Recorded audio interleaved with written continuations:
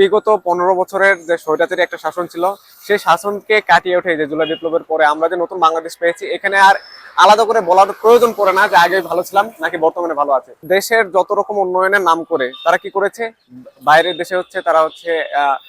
Properties কিনছে, বাইরের দেশে হচ্ছে পুরো সেটআপ দিয়েছে,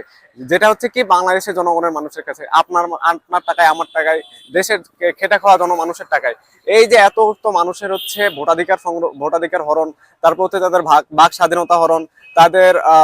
মৌলিক চাহিদাগুলো পূরণ না করে তাদের ওই জায়গাগুলোতে তারা হচ্ছে নিজেদের স্বার্থ হাসিল করেছে। তো এই জায়গাতে এসে আমরা এটা কখনোই বলতে পারি না যে আগে ভালো ছিলাম, কারণ আগে এই যে ফ্যাসিস্ট কাঠামো, এই ফ্যাসিস্ট কাঠামো আপনি দেখেছেন যে প্রত্যেকটা স্তরে, সমাজের প্রত্যেকটা স্তরে তারা এমন ভাবে সেটআপ দিয়ে রাখছিল যেটার কারণে আমরা ঠিকমতো কথা বলতে পারতাম না। আপনি সামান্য একটা কোনো এক জায়গায় দুর্নীতি হচ্ছে, কোনো এক জায়গায় হচ্ছে অনিয়ম হচ্ছে, ওইটা নিয়ে কথা বলবেন, সেটার কোনো রাইট আপনার ছিল না। আপনি কিছু বলতে গেলে আপনাকে সেখানে বারবার সেখানে ফোর্স করা হইতো। এমনকি আমরা দেখেছি যে আমরা ঢাকা বিশ্ববিদ্যালয়ে গত বছর যখন বাজেট পাস হইলো, ঠিক বাজেটে উত্তরবঙ্গের জন্য উত্তরবঙ্গের সাথে সব থেকে বড় বৈষম্য করা হয়েছিল, যেখানে বেগম রোকেয়া বিশ্ববিদ্যালয়ের মতো একটা বিশ্ববিদ্যালয়ে মাত্র 1 লাখ টাকা বাজেট বরাদ্দ দেওয়া হয়েছিল। তো এটার প্রেক্ষিতে যখন আমরা প্রতিবাদ করতে যাই যে এটা তো একটা অনিয়ম, যে এই বিশাল বৈষম্য অনিয়মের বিরুদ্ধে যখন আমরা প্রতিবাদ করতে যাই, ঠিক সেই সময়ে যে ছাত্রলীগের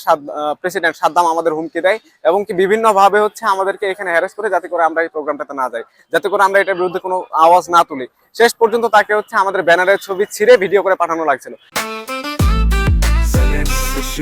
জেনেক্সে শিফট করো, লাইফকে লিফট করো। তো এই যে বর্তমান সময়ে আমরা কথা বলার যে স্বাধীনতা পেয়েছি, আমরা যে হচ্ছে নতুন করে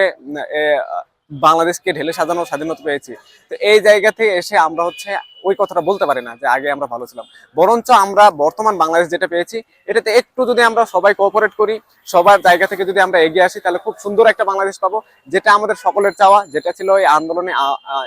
এগিয়ে আসা আহত এবং শহীদ ভাইদের চাওয়া।